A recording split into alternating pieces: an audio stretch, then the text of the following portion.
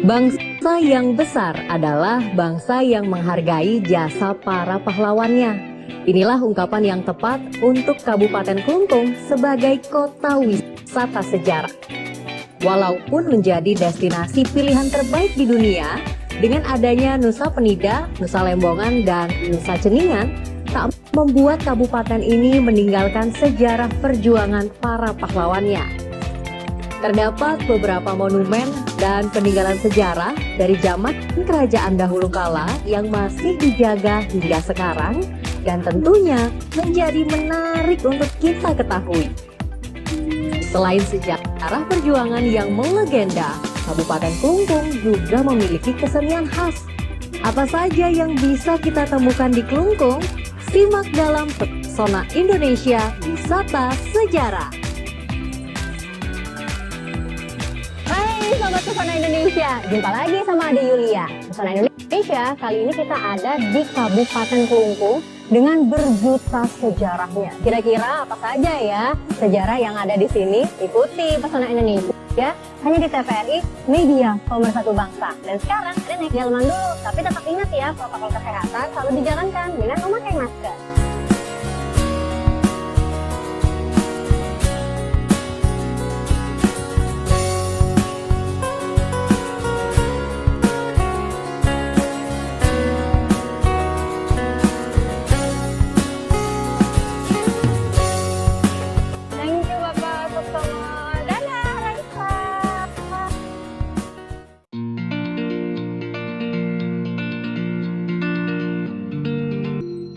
Kabupaten Klungkung dulunya merupakan kerajaan Sulcelingga Arsepura atau Gelgel yang lokasinya ada di desa Gelgel dan menjadi pusat kerajaan di Bali.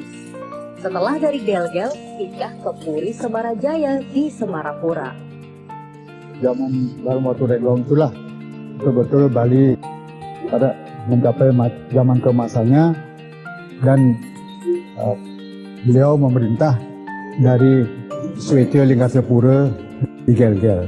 Jadi seluruh Bali, Jawa, Pasuruan, dan Lombok waktu itu.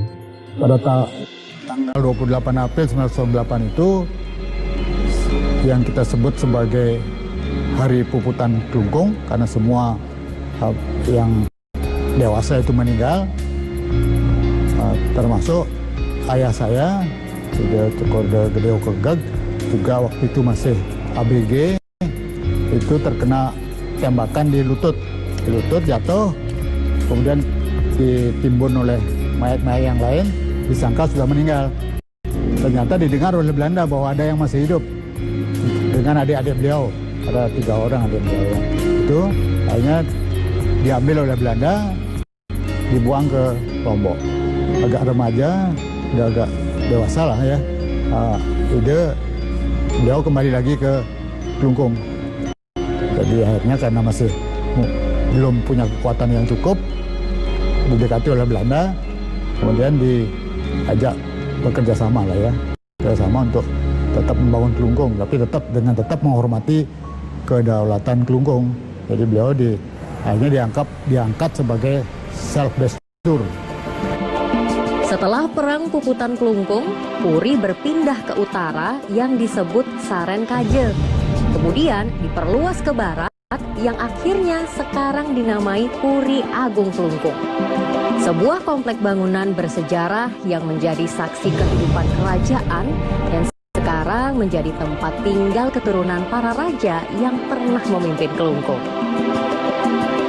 Di dalam Puri Agung Klungkung terdapat pulpul yang dipercaya memiliki kekuatan najis yang dapat memberi tanda bencana. Namanya Kulkul Pejenengan, yang terdiri dari kulkul lanang dan kulkul istri. Salah satu perlengkapan Puri pada waktu itu adalah kulkul ya. Kulkul itu ditempatkan di pojok Puri yang kita kemudian namakan sebagai Pejenengan Suara. Istana Puri Agung Klungkung dibangun dalam bentuk persegi sekitar 150 meter di setiap sisi dengan gerbang utama ke utara. Masuk ke area Puri, kita akan disambut oleh bangunan megah penuh ukiran dan juga pahatan. Inilah ornamen khas Kelungkung dahulu kala yang masih bertahan. Menakjubkan!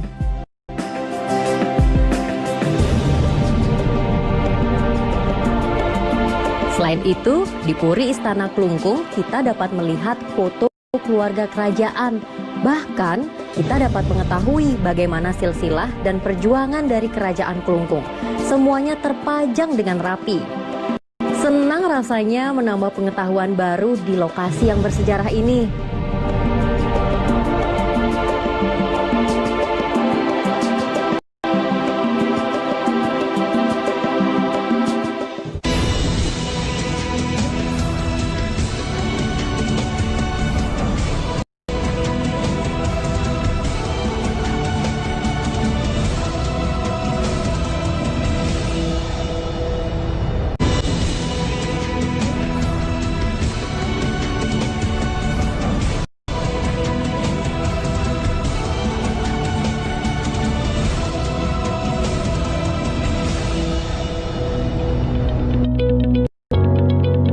Sobat Pesona Indonesia, dengan hancurnya kerajaan Kelungkung pada Perang Puputan Kelungkung, ada beberapa peninggalan bersejarah yang diabadikan di Museum Semarajaya.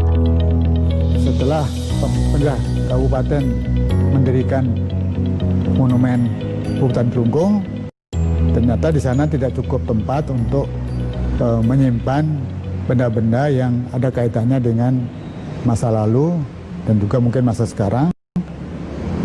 Maka diputuskanlah bangunan bekas sekolah Belanda yang di depannya Madalagung itu untuk dipakai sebagian dipakai sebagai museum untuk menyimpan benda-benda itu.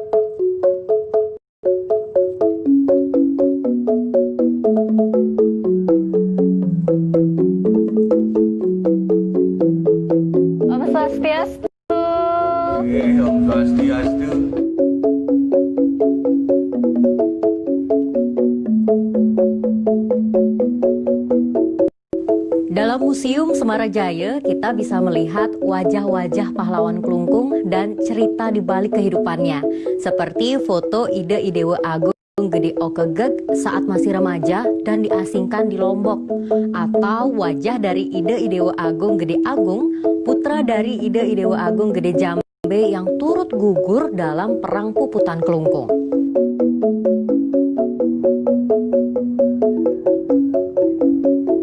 Museum yang terbagi dalam beberapa ruangan ini seperti membuat kita bisa membayangkan bagaimana situasi pada zaman kerajaan. Sobat Pesona Indonesia dapat melihat alat-alat perang zaman dahulu, tanduk kerajaan, hingga meja sidang peradilan pada masanya.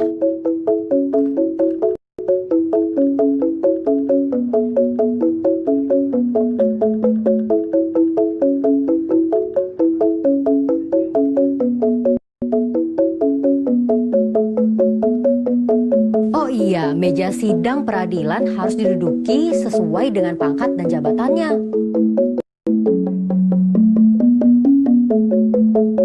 Selain itu, ada juga surat kabar pada masa lampau yang disimpan rapi dan masih menggunakan bahasa Belanda. Bacanya susah banget nih, Sobat Pesona Indonesia. Berpindah lagi ke ruangan sebelah dan kita akan bertemu dengan peninggalan alat-alat untuk kehidupan sehari-hari pada masa lalu. Ada peralatan untuk pertukangan, pemintalan benang dan alat menenun, hingga alat membuat garam tradisional dan lainnya.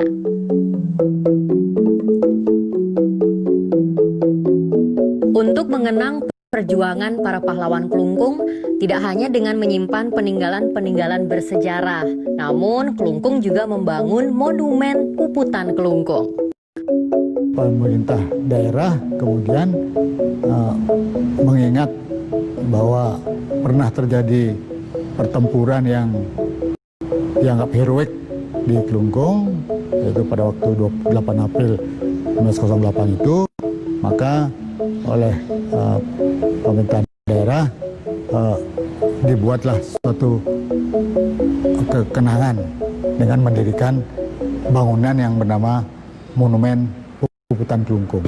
Monumen Puputan Klungkung dilengkapi dengan tugu prasasti dan terletak di jantung kota Semarapura, Kabupaten Klungkung, tepatnya ada di seberang Museum Semarajaya. Di sekitar areal monumen ini adalah tempat perjuangan pahlawan Klungkung hingga tetes darah terakhir atau hingga puput, yang artinya selesai atau mati. Sehingga monumennya dinamai Monumen Puputan Klungkung sesuai juga dengan nama perangnya, yaitu Perang Puputan Klungkung. Tinggi monumen ini sekitar 28 meter dan berdiri di areal tanah seluas 128 meter persegi. Bercirikan karya seni arsitektur Bali yang terdiri dari lingga dan ioni. Terdapat pula 4 pintu masuk bergapura yang saling berhubungan. Sobat Pesona Indonesia, masuk ke dalam monumen, kita akan langsung disambut oleh patung Raja Ide Idewo Agung Jambe II, yang adalah pendiri kerajaan Klungkung dan penerus dinasti Gel-Gel, yang didampingi patung sang anak dan para pati. Di dalam monumen ini pula, Sobat Pesona Indonesia dapat melihat bagaimana perjuangan para pahlawan dalam diorama Klungkung. Diorama adalah sajian pemandangan atau adegan dalam ukuran kecil yang dilengkapi dengan patung dan perincian lingkungan seperti aslinya, serta dipadukan dengan latar yang berwarna alami seperti ini. Diorama ini menceritakan suasana kehidupan masyarakat Bali kuno dan suasana persidangan di dalam Keraton Bali. Bahkan kita dapat melihat diorama Perang Kusambe I di bawah pimpinan Ide Idewo Agung Istri Kania. Pada perang tersebut, Jenderal Michael tewas akibat tusukan keris sakti Raja Klungkung. Wah, ternyata pada masa itu Klungkung sudah melahirkan pahlawan wanita yang luar biasa. Hebat ya Sobat Pesona Indonesia. Ayo kita dukung, serang, serang, serang.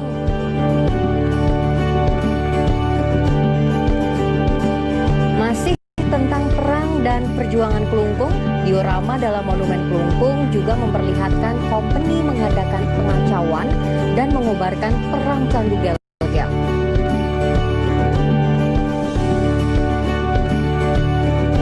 Selain itu, cerita Perang Puputan Klungkung di bawah Raja Ide Idewo Agung Jambe tahun 1908 yang menjadi cikal bakal adanya Monumen Puputan Klungkung ini juga ada. Dengan jatuhnya Klungkung, maka berakhirlah kerajaan Bali lalu dikuasai oleh Belanda. Pada diorama ini tampak tentara Belanda dibantu oleh tentara dari pulau-pulau lain di Nusantara yang menyerbu Istana Semarapura dan seluruh puri dibakar habis.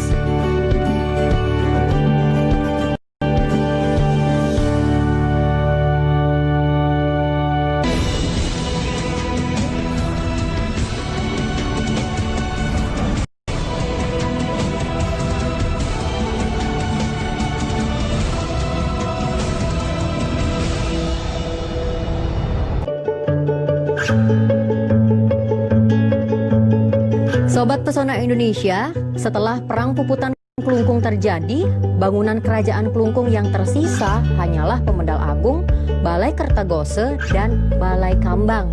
Dan saat ini bangunan tersebut dijadikan sebagai objek wisata Kabupaten Klungkung. Pemedal Agung tidak hanya sebagai daya tarik wisata, namun juga dikeramatkan. Konon katanya, segala permohonan dapat terkabulkan dengan berdoa di sini. Dan gapura ini pernah berfungsi sebagai penopang mekanisme kekuasaan pemegang tahta atau Dewa Agung di Klungkung selama lebih dari 200 tahun. Lama banget ya.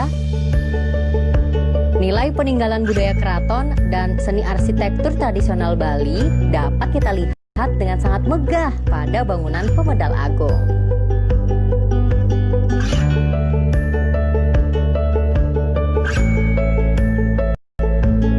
Sobat Pesona Indonesia, bangunan lain yang masih terlihat kokoh dan indah ialah Balai Kertagosa. Dahulu, bangunan ini dijadikan tempat berdiskusi untuk kesejahteraan dan kemakmuran rakyat Klungkung. Sesuai dengan arti namanya, yakni kerta artinya kesejahteraan atau kemakmuran, dan gosa artinya tempat diskusi.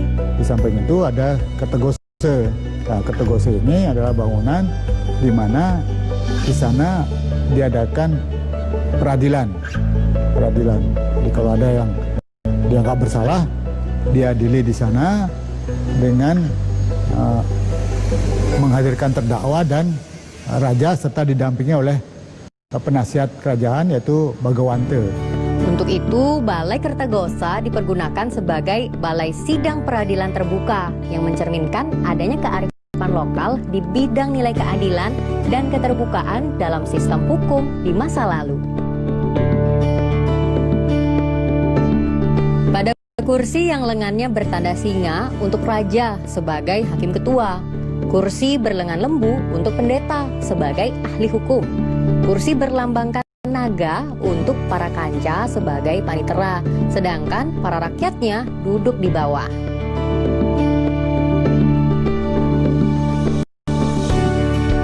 Sobat Pesona Indonesia, makna bangunan Kertagosa tidak lepas kaitannya dengan istana kerajaan yang mencakup unsur-unsur tempat rekreasi, kegembiraan, kemewahan, dan sebagai unsur seni monumental dari suatu kerajaan. Hal tersebut dapat kita lihat dari lukisan-lukisan yang ada di plafon bangunan ini. Terkesan kuno dan klasik, namun sangat penuh makna, sungguh luar biasa. Lukisan pada bangunan Kertagose merupakan hasil karya klasik gaya seni wayang kamasan yang bercerita tentang pewayangan dan masih dijaga hingga sekarang sebagai warisan budaya. Kita melihat lagi kepada peninggalan kerajaan Klungkung pada waktu dulu, yaitu tadi saya sebut Madalagung, kemudian ada Balai Kambang dan Kertagose. Masing-masing bangunan itu punya fungsi masing-masing. Yang Balai Kambang itu adalah tempat dari Raja Klungkung untuk mengadakan pertemuan-pertemuan dengan para raja-raja di Bali. Jadi kalau ada pertemuan ditempatkan di Balai Kambang, karena di sana juga dihiasi oleh lukisan-lukisan yang menggambarkan nasihat-nasihat yang perlu untuk mereka. Lukisan pada Balai Kambang menceritakan epik Sutasoma. Dari tema lukisan tersebut menunjukkan bahwa balai ini berfungsi sebagai tempat keluarga kerajaan untuk melakukan ritual manusiayatnya seperti pernikahan dan upacara potong gigi.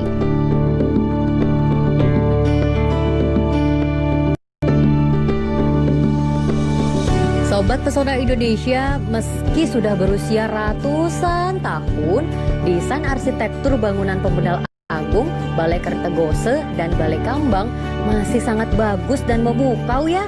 Pantas saja tempat ini termasuk dalam program City Tour Klungkung.